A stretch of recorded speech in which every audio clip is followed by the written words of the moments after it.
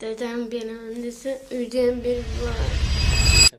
Dunyoni yaxshilik va yaxshilar qutqaradi. Bu videoni oxirigacha ko'ring. Oila boshlig'i Rossiya qurilishida 3-etajdan tushib ketish oqibatida bu hayotdan ko'z yumgan. Bu bolajonlarni taqdirga befarq bo'lmay, ko'rib tursiz, qiynalishyapti. Hozirda 40 millionga yaqin qarzlari bor ekan. Keling, shu qarzlarni birgalikda to'lab berib, ota qabrida tinch yotishlari uchun bitta harakat qilaylik. Sana shu yaxshilikka sabab chiqib qo'ydi. 28-kuni ertalab gaplashdik, kulishib gaplashdik.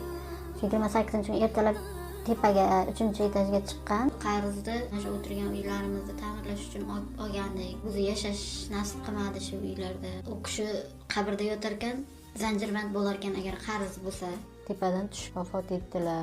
30 turga kiruvdi. Bu videoni ham bekor ko'rmayotgandirsiz yaqindan. Balki shu yaxshiligimiz sabab jannatga kirarmiz. Nuqtadek yorug'lik dunyoni zulmatdan qutqarish mumkinligini amalda birgalikda ko'rsatib beraylik. Sizlarga ishonamiz, bu oilani taqdiriga befarq bo'lmaysizlar. Qarzlari bor edi bo'ynida.